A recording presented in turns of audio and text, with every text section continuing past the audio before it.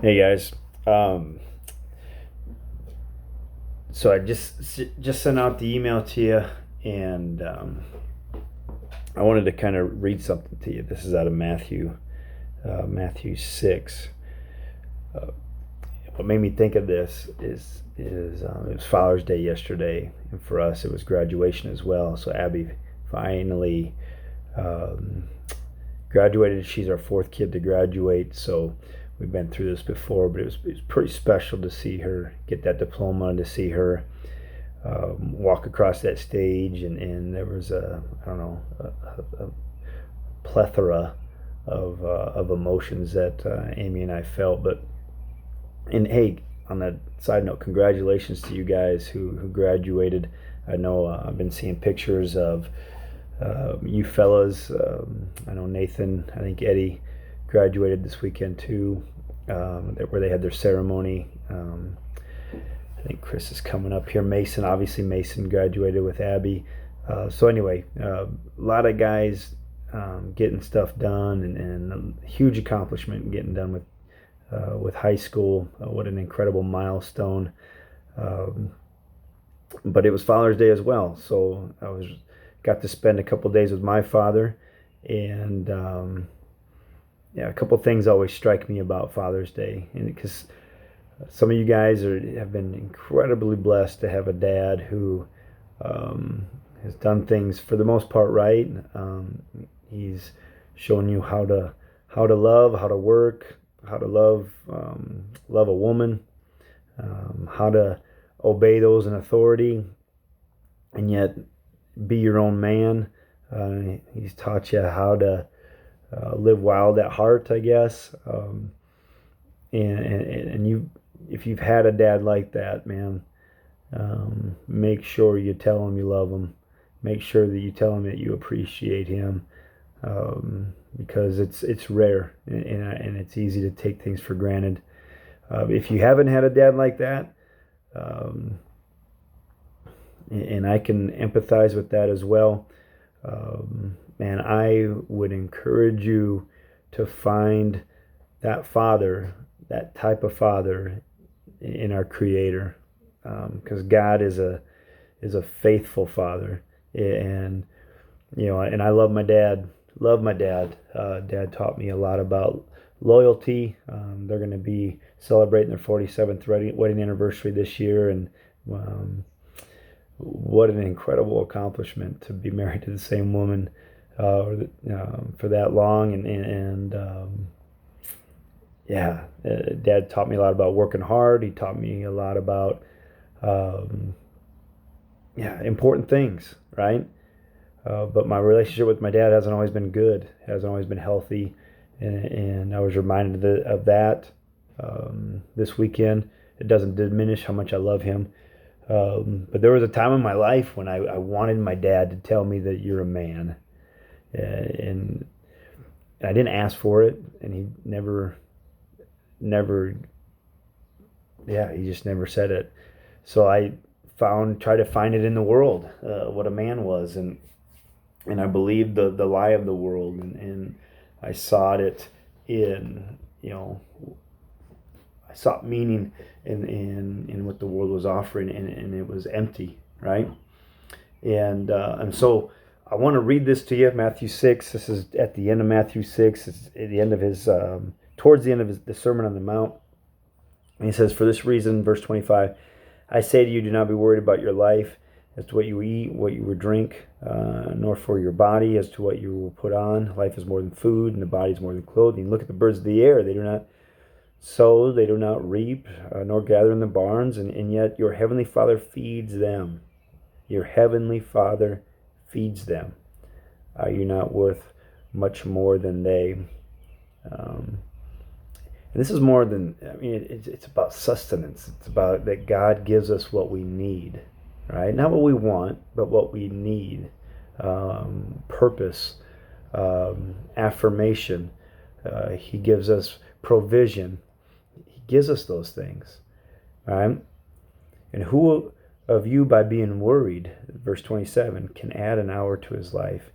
And why are you worried about clothing? Observe how the lilies of the field grow. They do not toil, they do not spin, and yet I said to you that not even Solomon in his glory clothed himself like one of these. But if God so clothes the grass of the field, which is alive today and tomorrow is thrown into the furnace, will he not much more clothe you, you of little faith? Do not worry then, saying, what will we eat, what will we drink, what will we wear? For the Gentiles eagerly seek these things. Your heavenly Father knows that you need these things, but seek first his kingdom and his righteousness, and all these things will be added to you. Okay, verse 33, but seek first. And you know, one of the things that I really came to terms with and came to know probably in my 30s. I mean, I was in my 30s when I did that, but I love my dad, right? And I think fondly of things the experiences that we had, but I can't find my meaning. I can't, what I truly need as a man, I find in God. And I find it in God because I seek him, not because I sit passively and wait for him to enlighten me. That's not how that works. You have to seek him. You know, it says, do not worry. You can't just not worry. You worry, right? But if I'm seeking God, I'm not worrying. I can't worry and seek God at the same time. And so, you know, as we come on the back end, and it's Monday morning, so Father's Day is over, but we have a Heavenly Father who loves us unconditionally in ways we can't even fathom. We can't earn his love. There's nothing that you can do that will make him love you more, and there's nothing you can do that will make him love you less. He loves you. So hopefully take comfort in that, but I encourage you that if you want those things that God provides, those things that he offers up, you know, the sustenance, the purpose, the provision, it makes so much more sense when we're seeking after him. So I would just encourage you to man, if you have an incredible father, earthly father, man, give him a hug. Take him down, let him know you love him, and if you're seeking for that, know that you have a heavenly Father that is just waiting for you to seek him. So hopefully that brought you some peace today. Now for the week, I sent you an email, or it's going to be coming, and in the email I kind of talk about some of the good things that we're doing, and you guys are doing an incredible job this last week with that Chop Wood Carry Water Challenge. Watching those videos, we had 16 of you guys do it. That's 54% of the team participated in that. That's our second highest. Week 2, I think we had 17 guys do it. So, man, would love to see everyone doing this, right? Would love to see everyone doing it. And you're like, oh, I'm trying to find time. You can find time. It's 10 minutes. 10 minutes.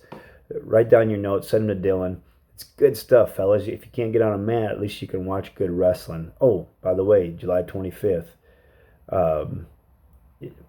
Flow Wrestling. If you have access to a Flow Wrestling account, get on that. It's going to be some great wrestling. Guys that are doing a lot of reading, good for you. Reed and Blake have both read 5 books this summer. Blake was on fire this past couple weeks. We read 3 books the last 2 weeks. So good for you guys. Everyone that did the Philippians challenge, the press on, that counted as one of your books. So 11 guys have read a book this summer. I don't know, 20 years from now, I'll look back at that and say, man, that's ridiculous. You guys need to be reading more. But I know how busy it gets and how life gets. So good for you guys. I did finish 2 books this week. I finished a book called The Coffee Bean I'm going to tell you about here in a second. And I finished another book, Under Our Skin, right? And it's written by Benjamin Watson, and it talks a lot about race relations. Great book.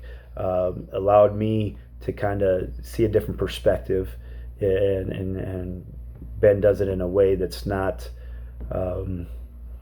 real I don't know if offensive is the right word, but he does it in a way that gets me to really think about and appreciate his perspective, and not be offended by mine, right? Not be, feel guilty for my perspective. But anyway, if you get a chance to read that, Tyree gave it to me a couple years ago. Great book. This past week, the Gut Check Challenge, and again, you have till today, so this is kind of incomplete. We had 11 guys do that challenge. Tough challenge. I did it in 20 minutes. I did it with a 25-pound plate. So, but again, I'm 47 years old, so no judgment. But yeah, so great job getting that in. We had guys do it under 14 minutes. We had guys that took a little bit longer. So the fact that you did it was huge. That was a tough workout. It's kind of a lie. It says Gut Check 300, but if you count it, it's actually 400 reps. So it's all right. It's a great workout. So if you still have time today to do it, if you want to send me those times, we'll get you in there. The Philippians challenge, the press on challenge, again, was just to kind of, I wanted to get you in the book of Philippians, because that's where our theme comes from, the idea of pressing on, to kind of give you a chance to get a context for where that's coming from. All right.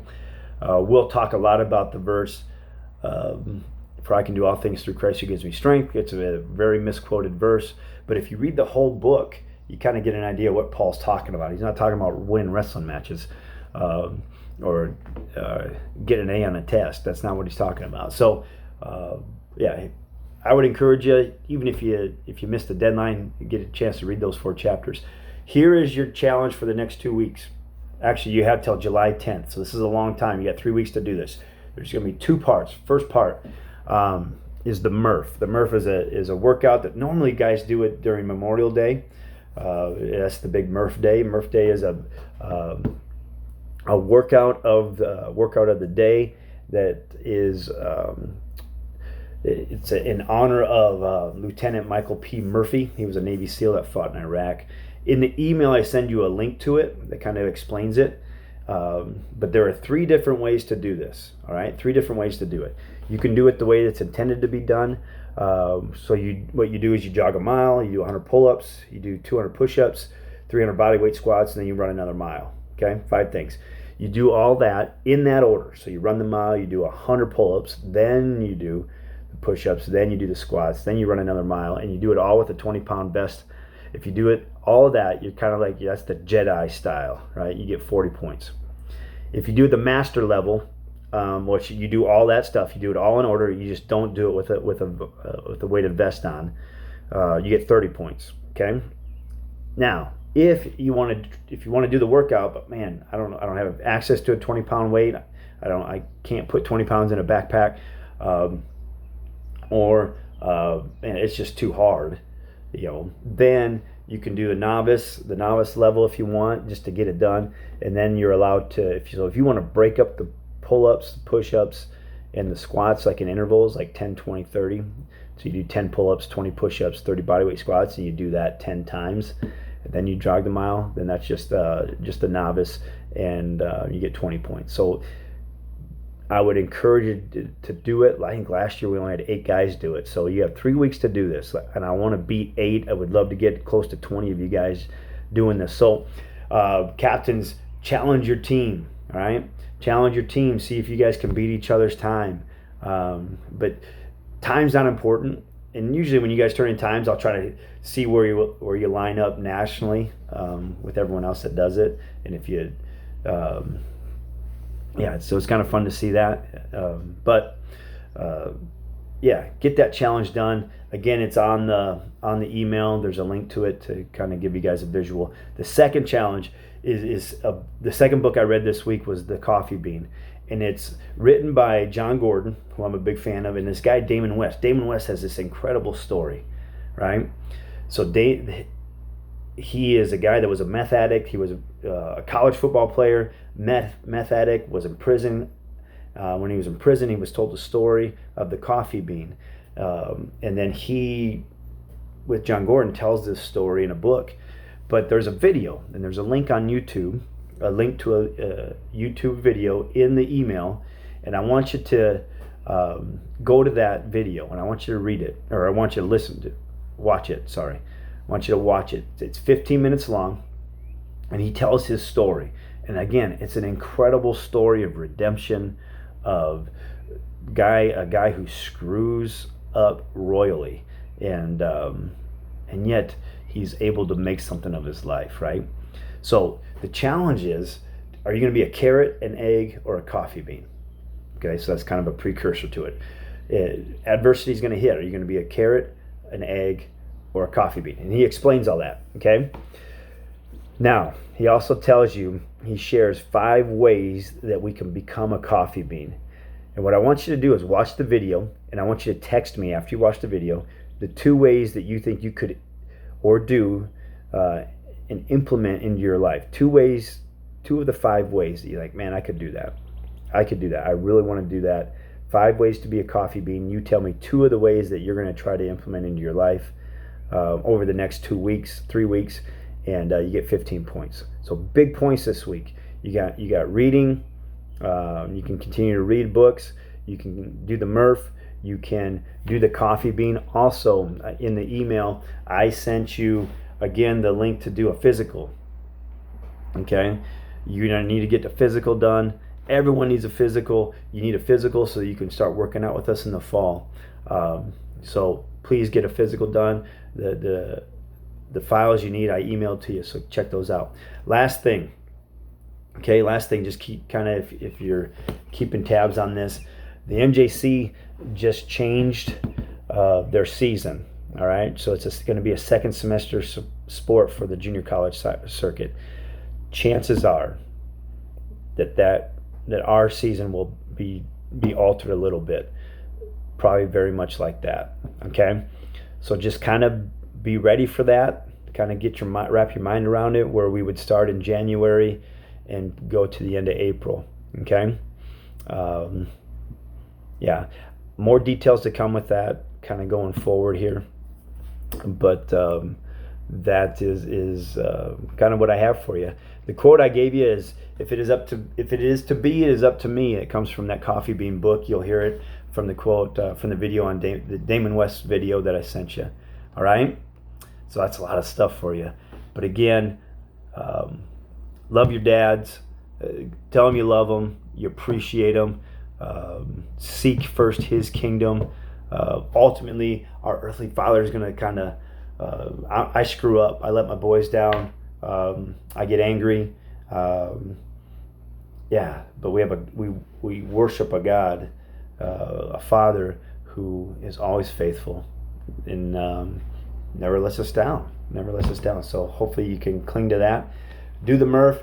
Watch the coffee bean video. And man, I'm looking forward to seeing you guys on or whatever. All right. Oh, almost forgot. We got 2 guys to welcome to the fold. Congratulations to Jose Sanchez, Jay McCoy. I gave you their numbers in the email. Reach out to them, say hi, introduce yourself, and those guys will be joining us in the fall. So a lot of good stuff. Man, I'm looking forward to seeing you guys in August. And yeah, talk to you guys later. I'm out.